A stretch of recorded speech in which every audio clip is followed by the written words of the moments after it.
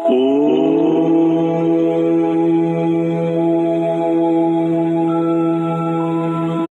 સતગુરુ કહો. જય ગુરુદેવ. હા, બોલો તો બોલો. એમાં આપણે જે જે બધું આવે છે આપણે સત્સંગ, હા હા. હા એ બધું જોવા પરથી એમ બધું આનંદ મંગળ જેવું જ છે, પણ કે કેવા મતલબ કે એવું છે કે હું રોજ જોઉં છું ને સાંભળું પણ છું, હમ. પણ કેવા મતલબ કે આપણે આ માથા પર ગુરુનો હાથ નહીં પડ્યો એટલે બધું થોડું ગમ પડે છે, પણ કે તોય આટલો બધો નહીં, એવું છે, બીજું કશું નહીં. એમાં સતગુરુ નો હાથ જે છે ને, સતગુરુ નો હાથ એટલે શું કહેવાય? હમ. સદગુરુના જે વસનોને આપણે ધારણ કરીએ ને, એ જ હા સદગુરુનો હા હાથ. હા, બરાબર બરાબર સદગુરુના શબ્દોનું જે પાલન કરીએ ને, એનાથી જ આપણો ઉદ્ધાર થાય. બરાબર. હા દેહ તો શું છે, એક આપણે નિમિત્ત હોય છે કે હા હા. આપણને એક નિમિત્ત પાત્ર બને છે, પણ એ દેહધારી ગુરુ જે શબ્દો આપણને આપે, જે વચન આપે, જે રહેણી કહેણીમાં આપણને આપે છે, હમ. એ જ રહેણી કહેણીમાં હાલી. એટલે એ જે શબ્દ જે ગુરુ આપે, એ શબ્દ જ આપણા ગુરુ બની જાય, સમજ્યા? બરાબર. અને એ શબ્દને જયારે આપણે ધારણ કરી અને શબ્દ અનુસાર જીવન જીવીએ, એટલે સદગુરુ આપણી ભીતર બેસી જાય. બરાબર. શબ્દ જ આપણી અંદર હોય. હા હા. બાકી એક દેહધારી સદગુરુનું જ્યાં આપણે શું છે, એક મનનું સમાધાન કરવા માટે હોય હા હા. કે ભાઈ મારે આ ગુરુ છે, એક હમ. નિમિત્ત માત્ર હોય છે. હા, બરાબર. પછી ગુરુનું તો દેહધારી ગુરુનું પછી કઈ કામ હોતું નથી. એ દેહધારી ગુરુ જયારે આપણને જે જીવનમાં ઉતારવાના અને જે વચનો આપે, જે મંત્ર આપે છે, ગુરુ મંત્ર, હા હા. બસ એમાં સુરતા સાધવાની છે આપણે, અને સુરતા શબ્દને મિલાવવાની છે. આનું નામ ભજન છે. અને આ ભજન બરાબર કરતા કરતા સાધકને જાગૃતિ થઈ જાય. બરાબર. આ તો આપડે એવું છે કે ગુરુ મંત્ર એવું છે કે એ આપડે છે ને એમાં થોડી ખોટ છે, એ થોડું થઈ જાય તો મેં તો પછી આગળ થોડું એવું છે કે બધું આ ફેમિલી સાથે થોડું એવું કઈ તમારી રીતે જે ઉપદેશ જે કરતા હોય તે બોધ આપત બોધ કે એવું થઈ જાય તો મેં કહું મારે પછી આગળ ગાડી હેંડ એવું છે. આપણો એને એક સમય હોય, કોઈ નિમિત્ત થાય સમય હા હા હા. કે હરિની ઈચ્છા હોય ત્યારે, પણ એની પહેલા જ્યાં સુધી આપણે મિલન ન થાય હા હા. ત્યાં સુધી પોતાને જે ઈષ્ટદેવ સમજતા હોય ને, હમ. એના નામનું ભજન કરવાનું. એમ તો આપડે શરૂઆતમાં પેલી વાત થયેલી એક વાર પેલા એનાથી હું આપડે કેવા પ્રમાણે જે આપડે વિડીયો પ્રમાણે હું ચાલી રહ્યો છું. હમ. એમાં જોવાથી બધું આનંદ થાય છે, પણ કે કેવા ભાવ કે એમ ખબર પડે બધું છે, પણ એમાં થોડું એ એવું છે કે ભાઈ ગુરુ થાય તો ગુરુ મંત્ર એવું થાય તો આપણું સમજણ પડે, પણ પૂરેપૂરી થોડું અડધું યાદ રહે, અડધું ના રહે, એવું થાય છે, બીજું કશું નહીં. હા હા. કાંઈ વાંધો નહીં. આપણે કઈ એવો ગુરુ કોઈના થતા નથી, હા હા હા. અને ગુરુ શિષ્ય જેવો સંબંધ રાખતા નથી. હા, બરાબર. પણ મૂળ ઘેરે જવાનો જે મૂળ જ્ઞાન જે છે ને, હા હા જે હા વિધિ છે, હા એને ક્રિયા કહેવાય. એક બોધ કહેવાય, એક દીક્ષા હા. કહેવાય, એક ગુરુ મંત્ર આવે. બરાબર. આ વસ્તુ લેવા દેવાથી કઈ ગુરુ શિષ્ય બની નથી જતા, હમ. પણ લેવા દેવાથી એકબીજાના સહકાર રૂપ આપણે બની જાય છે. હા, બરાબર. એટલે એમાં ગુરુ શિષ્ય જેવો સંબંધ રાખવાનો હોતો નથી. એક ભાઈ તરીકે, આત્મા ભાવ તરીકે આપણે એકાબીજાને સહકાર રૂપ બનવાનું. બરાબર.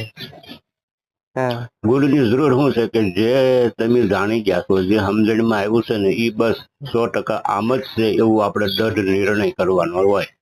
અને બરાબર. ગુરુના મુખમાંથી નીકળેલા જે કઈ એક બે શબ્દ હોય હમ.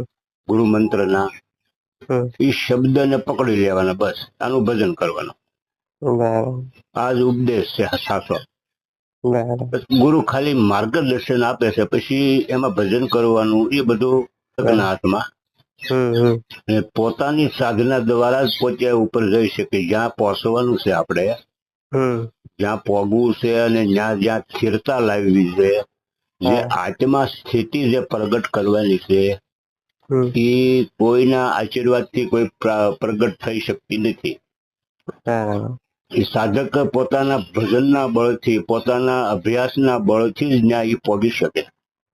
હા આમાં ભક્તિ ભજન જરૂર છે, એનાથી જ આપણી તપ થાય, એને જ આપણું ભજન કહેવાય. એટલે આમાં બહુ બહુ આમ એવું નહીં રાખવાનું. ઈશ્વરની ઈચ્છા હશે ને ત્યારે ગમે તે વ્યક્તિ આપણને મળી જાય છે. તારે અંતરમાં નહીં રાખવાનું કે ફલાણા વ્યક્તિ મને મળે ને કંઈક બોધ થઈ જાય. એ તો ખાલી આપણે નિમિત્ત માત્ર બનશું. પણ એના મુખમાંથી નીકળતા સત્સંગ નીચે આપણે સાંભળતા હોઈએ અને એના અનુસાર ચાલવાનું હોય, અને ઈશ્વરની કૃપા થાય ત્યારે ગમે ત્યારે મળી જાય ને કે એના મુખમાંથી નીકળતા જે બે શબ્દ ગુરુ મંત્ર ના નીકળે ને એનું ભજન કરવાનું હોય. આપણે એવું છે કે વિડીયો જોવા પ્રમાણે બધું ચાલીએ છે, કારણ કે આપણે શરૂઆત કઈથી કરવું એ થોડું જણાવજો. ભજનમાં બેસવાનું હોય ને, કોઈ પણ એક સાદું આસન, આપણે ઠેલી હોય, કોથળો હોય, કોથળામાં ખબર પડે ને, સાદું આપણે મોરસ્યું હોય, મોરસ ભરવાની આવે, એવું કોઈ આસન એક બનાવી લેવાનું અને એ આસન ઉપર બેસવાનું. કપડા એકદમ ઢીલા રાખવાના, સીધું બેસવાય તો બેસવાનું. બસ બીજું કશું કરવાનું નથી. આપણે શ્વાસમાં ધ્યાન દેવાનું, કોઈ મંત્ર જપવાનો નથી. કેવલ શ્વાસની અંદર મનને સ્થિર કરવાનું છે. હવે મન, પવન અને વસન, આ ત્રણેયને આપણે ભેગા કરવાના છે. આનો મૂળો બાંધવાનો છે. એક મન, પવન અને ગુરુએ આપેલું મહામંત્ર વસન, આ ત્રણેયને આપણે ભેગા કરી અને એમાં સુરતા બાંધી રાખવી વસનની અંદર. આનું નામ ભજન કહેવાય અને આનું નામ એક આરાધ કહેવાય અને આને એક ધ્યાનની ક્રિયા કહેવાય. અને રોજ આપણે અભ્યાસ કરવાનો છે. એક દિવસમાં થઈ જાય એવું નથી કે આજે બેઠા અને આપણે પ્રેક્ટિસ પડી ગઈ અને મન સ્થિર થઈ ગયું, એવું નથી. પણ નિત્ય અભ્યાસ જયારે કરશું ને, રોજ અભ્યાસ કરવાનો.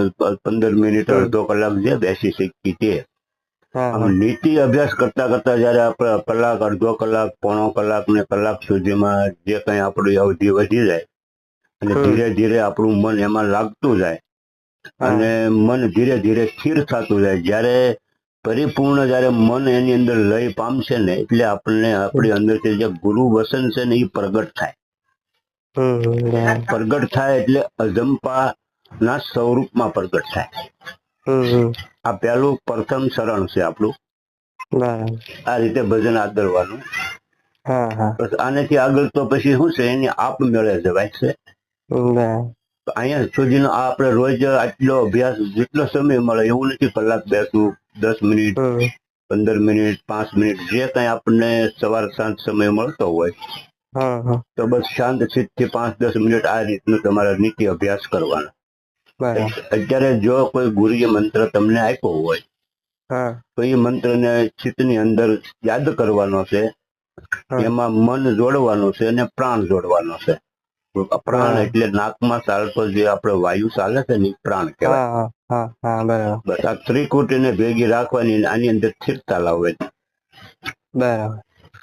અને ગુરુ વસન ના હોય, ગુરુ મંત્ર ન હોય તો આપણા જે કોઈ ઈષ્ટદેવ હોય જેને આપણે આરાધ્ય માનતા હોય ને, તો એનું નામ પકડીને બેસવું. બસ આ જ મહામંત્ર છે. અને આમાંથી જ આગળ પછી અત્યારે આ રીતનું રાખો.